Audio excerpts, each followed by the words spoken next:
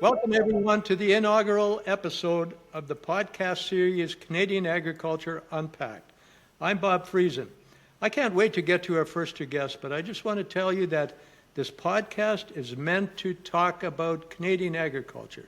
In simple terms, most of the time, although I have to tell you, agriculture is not simple. Farming isn't simple. If you look at procuring inputs, applying the right science to production, facing the regulatory challenges that farmers face on a daily basis, including environmental, health and food safety, food traceability, and meeting consumer demands, that's challenging. And farmers have to do all of that and create a sustainable lifestyle in a very competitive environment. Consider the diversity of our agriculture, both in geography and the diversity of the products that we produce. So it isn't simple, but it's interesting. And we want to talk about how farmers across Canada harmonize their industries, harmonize the policies that they're working inside, and try to do a good job for the collective benefit of all farmers wherever they farm. You know, when you talk about diversity, I can't help but remember the time in a CFA Board of Directors meeting where one of the directors was complaining about having to mow the grass in the wintertime when the other director was complaining about minus 30-degree weather. That's the kind of diversity we have, and it's intriguing.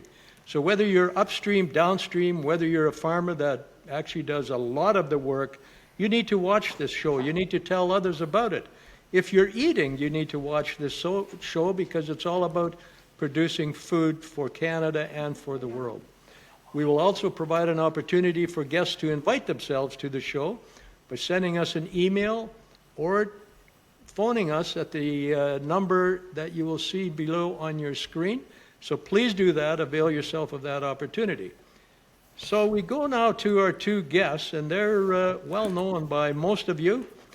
We have with us today Wayne Easter, who's a former dairy farmer, former president of the National Farmers Union, former member of Parliament, a longtime member of Parliament, former Solicitor General, and most recently, before he retired as a distinguished member of Parliament, he was chair of the House of Commons Finance Committee, Mr. Wayne Easter. As well, we've got Jack Wilkinson, who's the former president of the Canadian Federation of Agriculture, former president of the International Federation of Agricultural Producers, today known as World Farmers.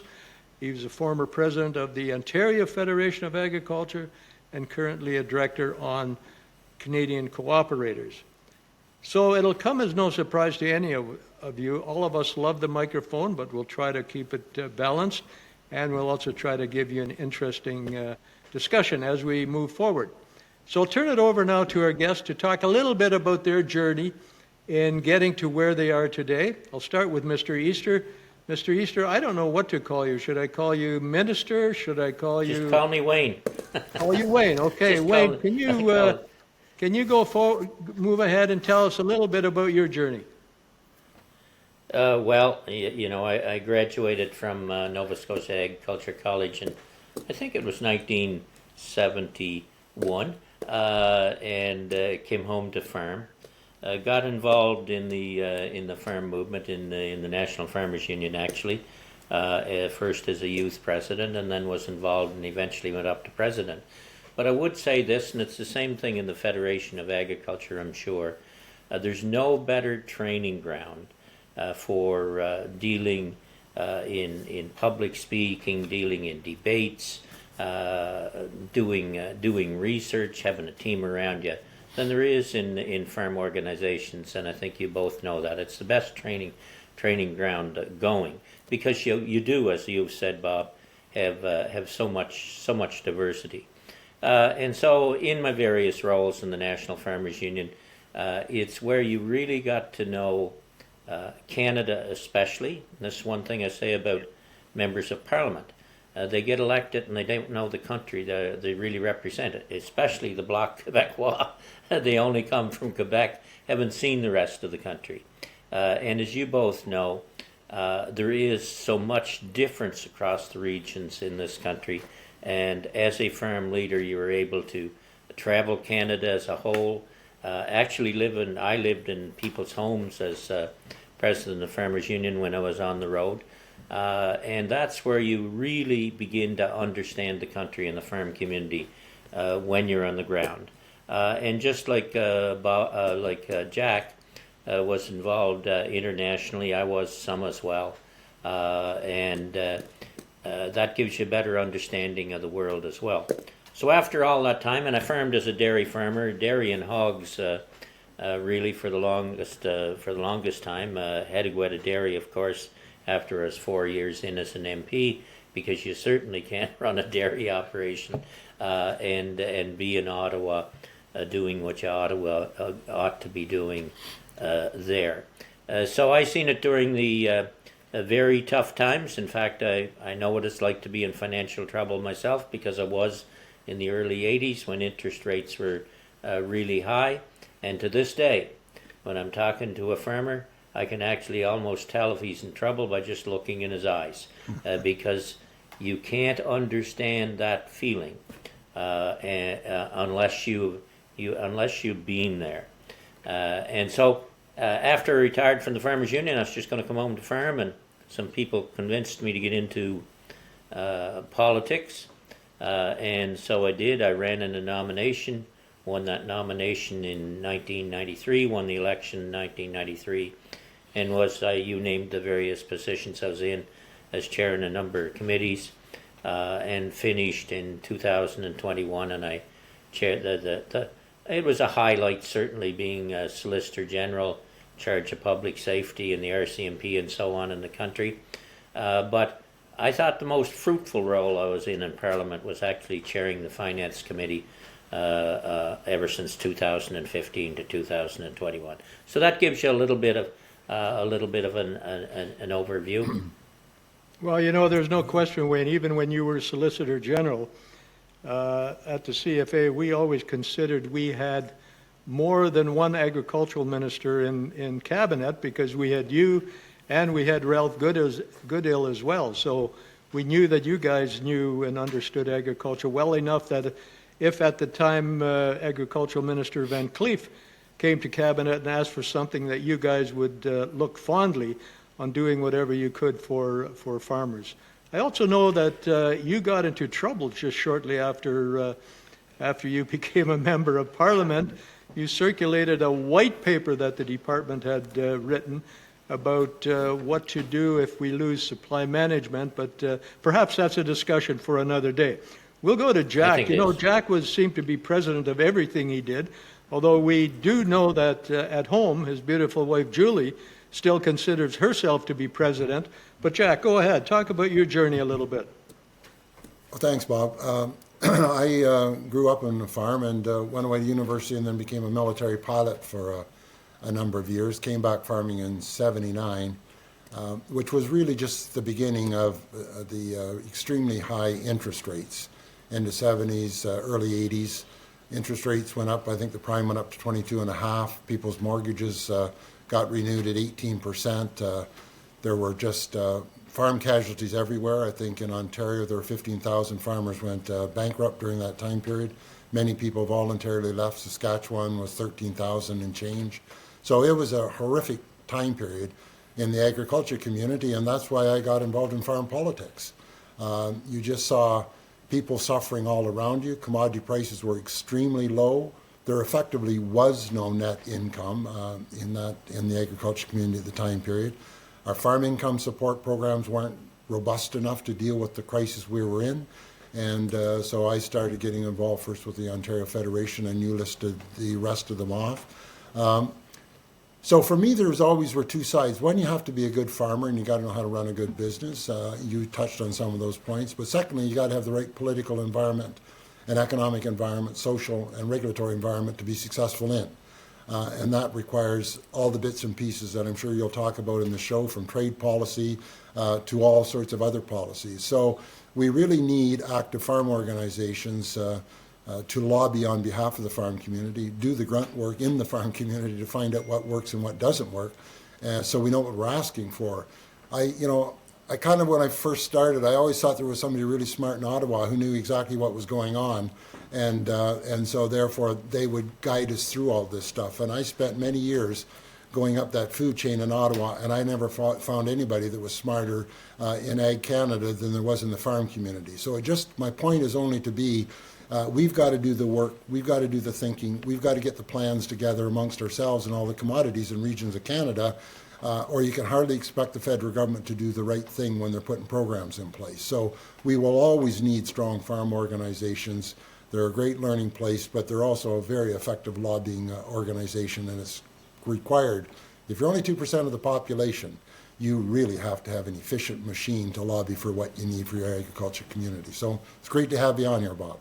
Yeah, you talked about all the various challenges that we have in agriculture, and you're right, it's too much to cover in one show, and we will get to them eventually.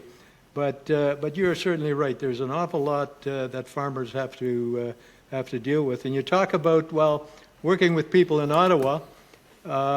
You're absolutely right there too. And there's a saying that says that there are those that know, and they're good to work with.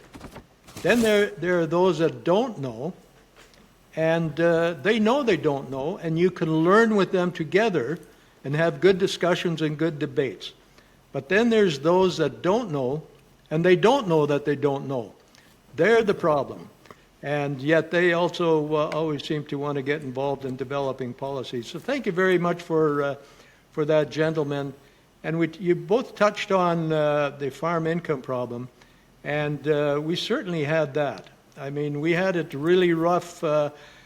Jack, I remember when you were president of the CFA, you projected that there would be a real income problem in the hog industry, I believe, and that's where the first, it wasn't the first safety net program, but that's where the first disaster program was born from and was developed. And so that was certainly a way to try to preempt what was eventually coming down. And so I believe the period that you talked about, go ahead. Yeah.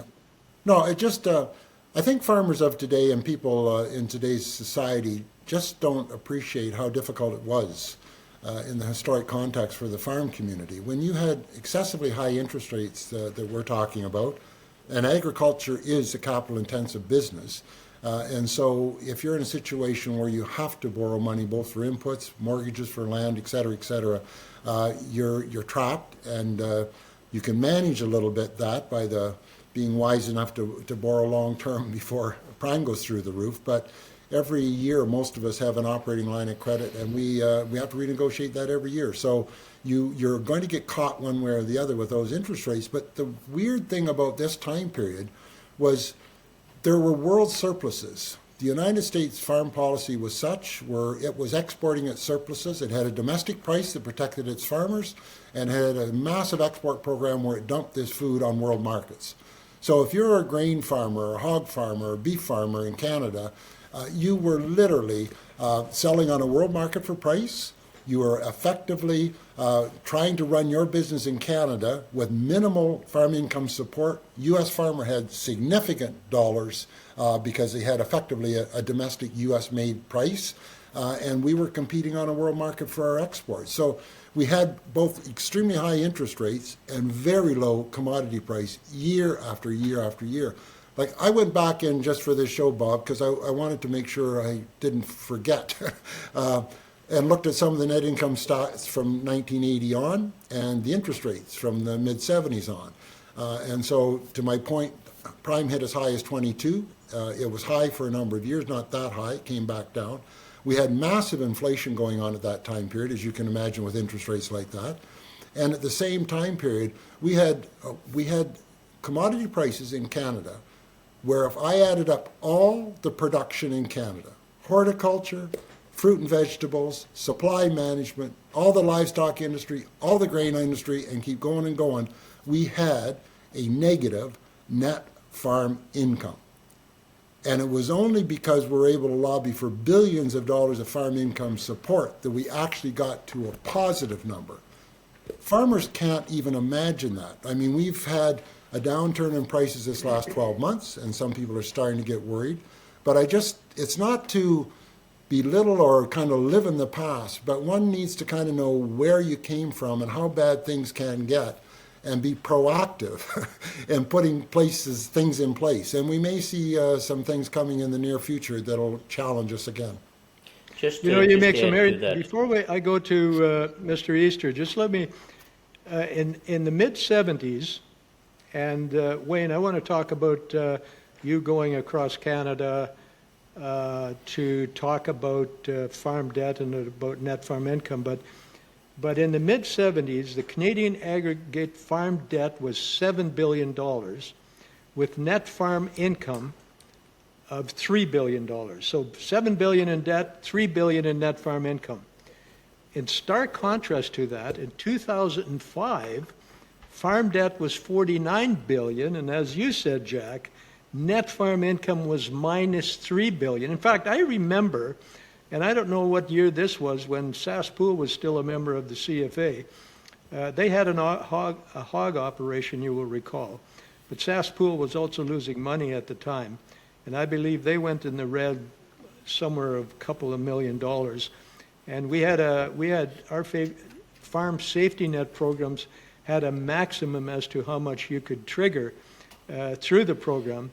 And we lobbied the government. And that year, in fact, our lobbying and the safety net programs got Sass-Pool, which was a $1 billion company, got them into the black. Because of safety net programs. Anyway, Wayne, go ahead.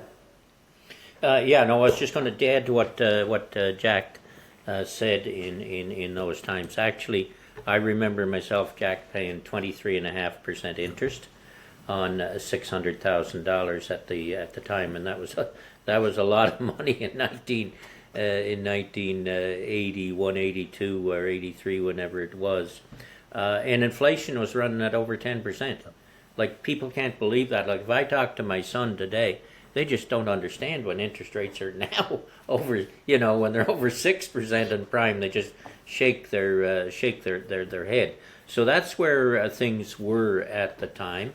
And when those original loans were taken out, they were at a much lower rate. And so all of a sudden, rates just went up. And here you're caught in a crash front. The reality on the ground in those times, and Jack explained it well, with many people going under. There was the penny farm auctions in Ontario, in which farmers themselves came together to try and save the farms, and a lot of pressure went on Eugene Whalen, and to his credit, he put in the farm debt review boards, which helped in many cases. And we set up in the Farmers Union because the suicides in the farm community were the highest of any occupation in the country at the time, hired in police, etc., etc. And we set up I forget what they were called, they were self-help lines actually, where we had people, and then they were set up across the rest of the country by others, but somebody could help, somebody who you could talk to. And the strange thing about being in financial trouble is you're embarrassed yourself over it, and and if it's known, then people will they'll see you and they'll walk the other side of the street. It's not like you broke your leg and they'll come over and say, "Oh, we're so sorry." People just didn't understand it, and that's how serious it was. People going broke, people just walking away from the farm, giving the keys to the bank, some committing suicide. Domestic breakups were just at an unreal high because the stress within the family in those kind of situations is so hard. So that was the reality of the times, and all farm organizations really, really worked hard to try and get policies in place to help the farm community. Because yes, the Minister of Agriculture understood, but a lot of others around the cabinet table, including the Minister of Finance at the time, didn't really understand the reality on the farm and the different situation that farmers are in. It's not like going down the road. You get in your car and drive down the road 5 miles to your business. Most farms live on their business, so it's not just your farm, it's your house, it's your livelihood, it's what you see every day when you walk across the yard in the morning. Thanks, Wayne. Jack, you have any more? No, I'm just saying like for me, the important point to remember these things is to sort of say, what do we have to do to create a viable agricultural industry? And much of that work has been done over the last 20-some years. There's just no comparison. When you look at the gross farm receipts in the last 5 years in Canada, I mean, we've just exploded agriculture. We look at the horticulture, the vegetable industry, you know, what has taken place there in the last number of years. Canadian agriculture has done extremely well by innovating, hard work, and good policies. So it does show that if you're in a proper policy environment, you can turn that into a productive business that's employing a lot of people and really adding to the GDP in the country. And so that's all the context I'm trying to make. And, you know, it wasn't the situation where the prices were so poor had nothing to do with the farm family in Canada. It wasn't like we were putting product out there that wasn't going anywhere. We still had a third of the world that was starving to death. It wasn't like this was just being taken to a landfill. This food was being used. The processing industry was getting this food at rock bottom prices. They weren't paying even the production cost of it. It was because of what was happening with the European Union and the United States on its foreign trade policy that just totally disrupted these markets. So that really was where we saw at the World Trade Organization conversations how this had to be fixed. Multilaterally, everybody had to get together and put pressure on these two superpowers to stop doing that. You're ruining the rest of the world's agriculture incomes, and for no good reason other than fighting over world market share and trying to outcompete each other. Yeah, you're absolutely right, Jack. And that was, of course, something we ran into all the time when we were at international meetings, right? Farm leaders from other countries. I recall a discussion at IFAP. I'm not sure if you were president then already, but we were talking about farm programs and about disciplined and manageable domestic support. And we're going to get into that in the next episode in domestic support. But I recall the Europeans suggesting in a meeting that if you're in an area where you've experienced 2 or 3 years of drought, that land probably shouldn't be farmed, right? And of course, in Canada, we had just come, I think in Rosedale, Saskatchewan, they had just come out of a 3-year drought as well. And of course, many years they're very, very fertile. I can also recall the Australian agricultural minister being at the press club in Ottawa and talking about Australian agriculture. And he was talking about the drought that they had in one area in agriculture where farmers were literally eating the paint off the walls because they couldn't even afford to buy groceries. Well, we had a Cairns group meeting in Australia. And during that time, we had dinner with Australia's Prime Minister. And the Australian farm president said, "Bob, I'll introduce you to the Prime Minister." So we went to talk to the Prime Minister, and while we were talking to him, I said, "Listen, Canada will look the other way if you send some money to the farmers in the drought area, trying to be, magnanimous to farmers in Australia, because they needed a Band-Aid." Well, there was another farm leader standing in that circle, and he said, "We don't need any money from the government. What we need is rain," which I thought was kind of obvious. They needed rain. But because I think one thing our farm leaders recognize is that farm programs should never be about creating profitability. Farm programs were meant to be a Band-Aid or a bridge to get farmers from one good period to another good period and get them over that downturn. Do you have any comments on that, Wayne? Well, no, what you say is absolutely right, and it just to basically farm programs, the way they were designed was basically to barely keep you in business, to get you over that. You got ups and downs in the farm prices, and there's cycles, and that's normal, but in the extent of the farm problem in those years with the world trade and the dominance of the United States and the European community trying to gain more of the world markets, and in the process supporting their producers to the disadvantage of us. It wasn't just a normal cycle. It was a man-made or government-made cycle, and we were taking the brunt of it. And so the farm programs at the time, they weren't even a band-aid, and some might get to the next to the good times next time, but the farm programs weren't just adequate, and that's why what you folks did at Cairns, what some of the rest of us did at the WTO and GATT, that effort had to be pushed by the farm community, from those countries where the farm community was suffering. Because I'll tell you, the best organizers of demonstrations in the world are in the European Union. No question about that. They pull the tractors out into Paris there and wherever and argue their case. But they've always had pretty reasonably good farm policy, which we haven't had. So the countries like Canada and leadership like yourselves and ourselves had to really push the issue to get something negotiated worldwide that made sense, and then farm programs that kind of leveled it out for the farm community within Canada, so you could survive the tough times and be there for the good times and produce economy for the country.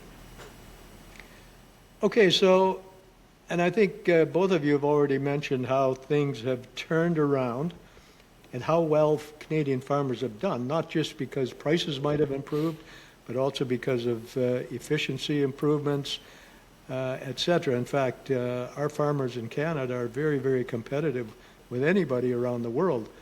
There's even complaints sometimes, well, the reason we have supply management is because we're not as competitive as U.S. dairy producers or poultry producers. I recall when I owned a turkey farm, our production coefficients were every bit as good, if not better, than anything they had in the U.S., as well as our production coefficients on our hog farm. It was just the production structure that they had in the U.S., where they had only one profit center, and it certainly wasn't in the primary production sector. But when we talk about turnaround, in 2023, the aggregate farm debt, recall now what it used to be in the mid-70s, but in 2023 was $146 billion, and the net cash income in 2023 was $25 billion. So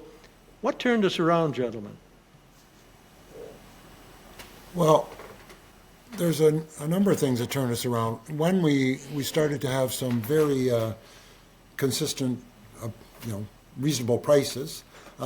And also technology came to agriculture in a really big way. So you had farm size change dramatically. It probably started first in the prairies from a grain production point of view, where large equipment was introduced. The way we farmed changed. We had problems, the three of us will remember anyway, where soil erosion was a huge problem in the prairies. There was a Senate hearing on soil at risk. I remember that very well. It was even a problem in southwestern Ontario on those light soils where the type of agriculture we had, we ended up with a lot of wind erosion, drifting, soil problems. So we dramatically changed the way we produced food.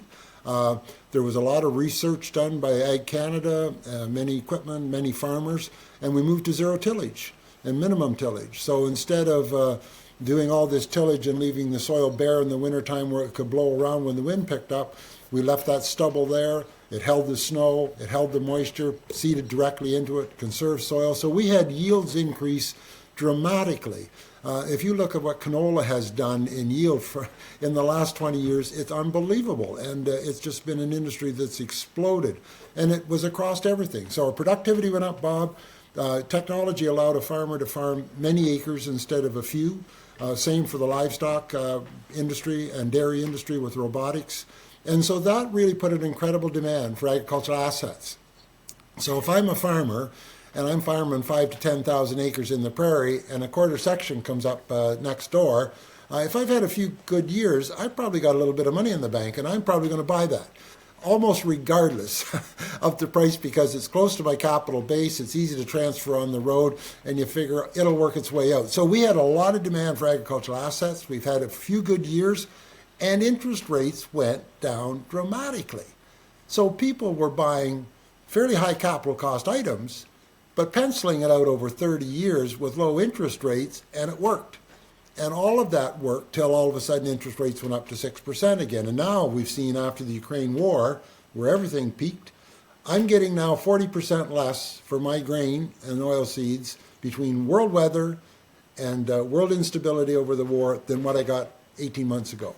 So that's just how much can happen. My oats went from $450 a ton I locked in when Ukraine was invaded to this year I'll be lucky to get $275. Now, for what that means for a non-farmer, it means most of my profit is gone, because it'll probably cost me $225 a ton for all the inputs to grow that crop. So I went from a very good few years to it's getting tight again. So we'll see how we manage this. But all I'm meaning is the efficiency was unbelievable in all sectors of agriculture, and the farmers deserve a real credit for that. They've been competitive worldwide in just about everything: fruit and vegetables, greenhouses, the whole gamut. Just to follow up on that, on the same question, Bob, to draw a picture of what Jack said in terms of the drought out west and what it meant. I was out there during those times. And so somebody's not from the farm community, they would understand this. If you're in southern Saskatchewan, they were plowing clay, soil, good topsoil, off the roads, the same as you'd plow snow off the roads here this morning after this snowstorm. It was just unreal, the amount of soil, good topsoil that was blowing. And so that was hurting us. But I want to make a point, and I'll paint a picture again on innovation. You know, the general public that thinks you just go to the grocery store and that's where your food comes from, and doesn't understand the background behind that food. Many of them think, maybe because they read it in school in Dick and Jane books, but they think that farmers are basically grandpa and grandma with a pitchfork out there, and that's the farm. Where in reality, the farm community has always been at the cutting edge of technology, and that's what Jack's alluding to in terms of innovation. We have been there at the cutting edge of technology, whether it's computer feeding for dairy operations, computer grading and feeding for poultry operations, GPS on sprayers, on tractors, on harvesters, on you name it. In the fields and the cash crop and potato industry. So we've always been at the cutting edge of technology, and I think people have to understand that. I would add one other thing. Now, Canada, in its position, is probably more export dependent than probably any other country in the world, and especially the grain and oilseeds industry. And we're a long piece from Tidewater. If you're in Saskatchewan, Alberta, and Manitoba, you got to get that grain over the mountains to Vancouver or Prince Rupert to get it out, or go the other way to Thunder Bay, and even in Ontario, you've got some distance to move products. So we've got those kind of disadvantages because we produce so much that we're export dependent in many crops, with the exception of supply management. Even in beef, we depend on exports to a great extent. The last thing I would add in terms of helping us get here, and I will give Agriculture and Agri-Food Canada credit on this, they were really big in one time in terms of agriculture research. I don't think they're as where they should be today, but take canola. That was a crop that really didn't exist other than rapeseed until good research by Agriculture and Agri-Food Canada. So they have improved our varieties so that we can grow them in a shorter season. They're certainly still working on drought resistant and these kind of things. So it's the research that goes in by both the public and private sector that helped us get to where we are today in terms of the amount of production that we can get an acre on some of these crops we grow, or the efficiency in terms of nutrition, in terms of raising beef or producing milk or raising hogs or eggs or whatever. Yeah, you know, when you talk about research, a lot of the research now is proprietary research, right? So, Yeah. so very the transnational companies own the research results and what they, and then they basically sell it to farmers. But when it comes to precision agriculture, that has really reduced, as Jack mentioned, reduced input costs as well, right? I mean, you now move over your field with a fertilizer spreader or applicator, and a computer basically regulates how much fertilizer you spread on specific parts of the field. That reduces input costs as well. I can recall a farmer telling me that just going to zero or minimum till on his farm was saving him 60% of his previous fuel costs. So a lot of that work has been done. Go ahead, Jack. Well, and in addition, Bob, a lot of this activity started because of environmental reasons. The one that Wayne and I both mentioned was the huge wind erosion problem that kind of was big. It was obvious, and you knew you had to do something about it. And that innovated all sorts of equipment. Most of that equipment that John Deere and everybody else has around the world was built in farmers and small shops out in the prairies with some government funding. And then that equipment got bought up. I mean, John Deere wasn't that smart in the United States. It was a smart group of farmers who went from the coffee shop and worked in shops and refined this stuff and made equipment that didn't need tillage anymore. And when you don't need to till and you've got a relatively dry climate, you want to save all of that moisture for the seed. You don't want to work the ground at all. And so that was a huge plus. But let's even go further. Think about the farmer who doesn't have to go over the field so many times. They're not by burning any diesel fuel. They're lowering their carbon footprint in all sorts of ways. When I can put my fertilizer on so that I'm not wasting fertilizer, I'm lowering the emissions from nitrogen. When I can put a product on my nitrogen that slows down how it releases in the soil, I'm cutting my footprint on on carbon dioxide equivalents by 30%. So all of these things are happening.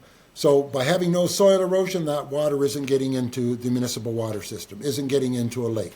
By having buffer strips that we have along any of our drainage ditches or creeks, that keeps, again, any nutrients out of the soil. These changes have all occurred in the sense of good management, but there were massive environmental pluses. So when you hear a farmer kind of complaining sometimes about you've got to make improvements, often their reaction will be, I've been making improvements for 20 years. I would like to get some credit for it.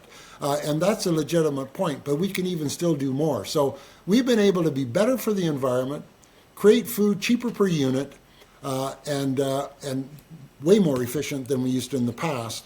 And so these have been incredible step forwards and effectively, in my view, leading the world in our way of farming. Very good points.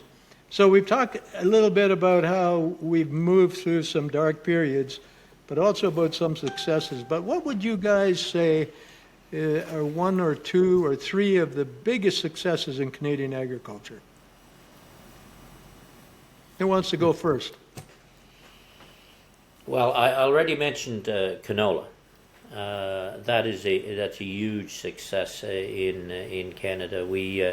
It's called the Cinderella crop, and that's a huge success. But I think all the things Jack said has led to overall success in terms of production capabilities, less risk to the environment, really cutting your costs in many ways. That's an overall general success. And I think something that's not on our agenda today, I don't think, but a huge success in terms of managing the market somewhat was the introduction of supply management in the dairy, poultry, and egg industries and turkeys. That was a huge success in terms of people not having to dump milk, get a reasonable return for the for the product that efficient producers produced and sold at a reasonable cost to consumers. That was a huge success as well. So I'd lay that out as a start. The other thing I wanted to add to what Jack said, though, is, when I first started the farm, which was 1971, you come out and you were using chemicals for weeds and so on. And the mentality at the time was, well, if I put on, let's call it half a liter to the acre of MCPA or whatever it was we were using, jeepers, if I put on twice as much, it'd be twice as good.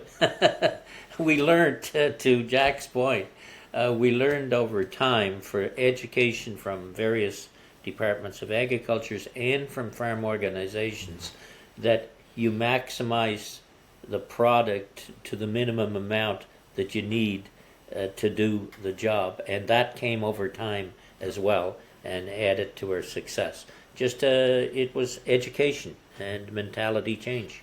Yeah, you've got that confused, Wayne. If one beer is good, that means two is even better. I think coming from PI, that's probably what you were thinking about. Go ahead, Jack.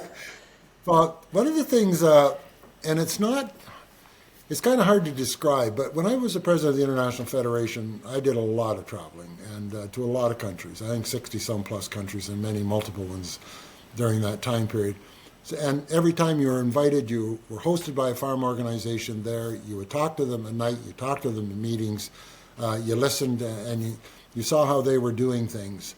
The thing that I would say was different in Canada than any other country was the engagement of farmers in their institutions. And that made a difference. So let me give you just a practical example. My crop insurance program in Ontario here is not run by the government. It's got government legislation, yes, and it's got some funding from the government, but the board of directors is effectively farm organization people.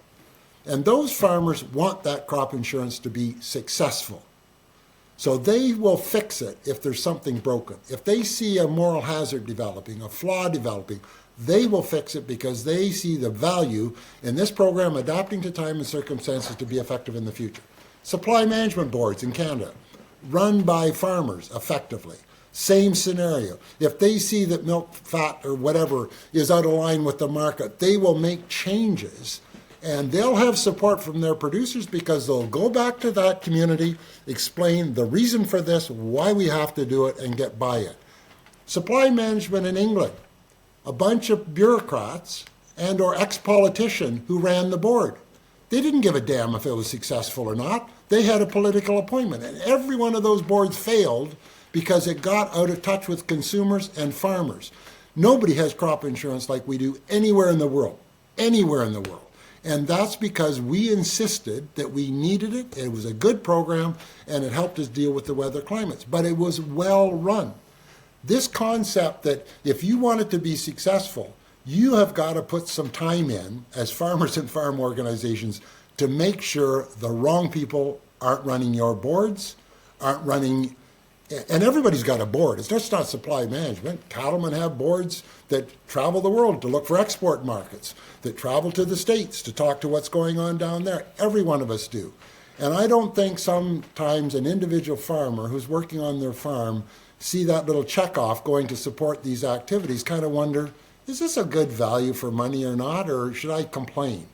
And my view from traveling, our system in Canada, I used to have this joke. The reason we got together and worked together all the time and had to was when people came and moved to Canada and settled on the prairies, if you didn't work together, you didn't make it to the springtime. So only the survivors that worked together survived into the springtime. A bit of a nasty joke, but I'm trying to make a point. When you're in a tough climate, we worked with anybody, no matter what country they came from. We got along together, whether you're Russian, Ukrainian, or British, or whatever farmer you were. You didn't have the luxury to think about that kind of stuff. You were a farmer, and you had to get a transportation that worked, a marketing system that worked.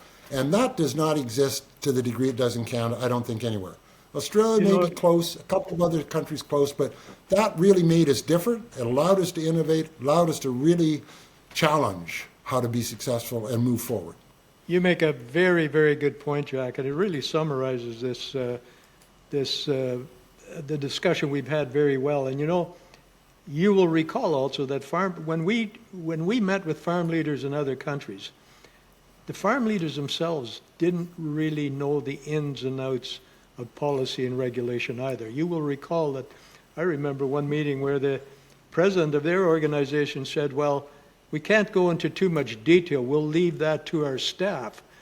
Well, in Canada, unlike other countries, the elected farmers were the ones that knew the details, knew exactly what's going on the farm, and the bureaucracy that we work with. We had some really good guys in the Sir John Carling building that wanted to work with us and accepted the things we had to tell them and were willing to learn from the things that we were telling them, and that's why it was so effective. The partnership was so effective. Wayne, I'm going to give you the last word. I don't think anything more needs to be said, other than to just emphasize the point that you just made. Farm organizations are critical from a number of standpoints. One, in terms of getting feedback from the farm community, direct feedback from the farm community through their various meetings they have across the sector, across all commodities.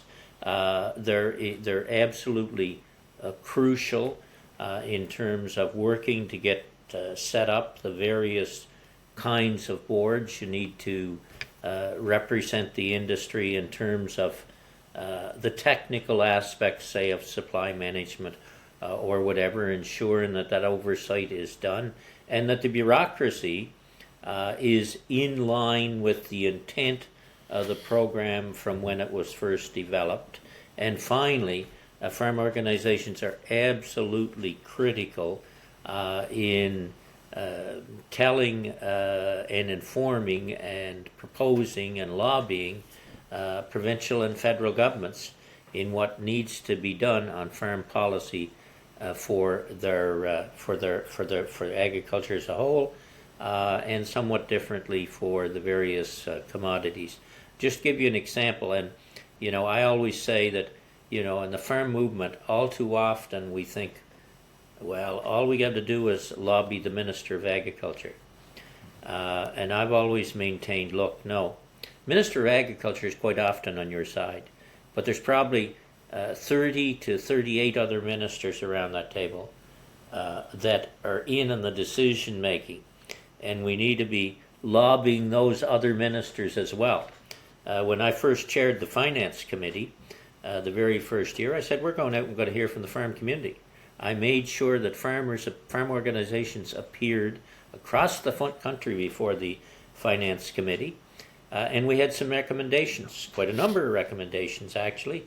And so when I was having the meeting with the Deputy Minister and the Minister of Finance, just the government members in the committee were meeting, the Deputy Minister had the gall to say to me, seems to be a lot of recommendations from agriculture around here. Well, I said, it's about goddamn time, because there hasn't been any recommendations from finance in the last 30 years for agriculture. And it's one of the most important industries in this country, so I'm glad to see they're there.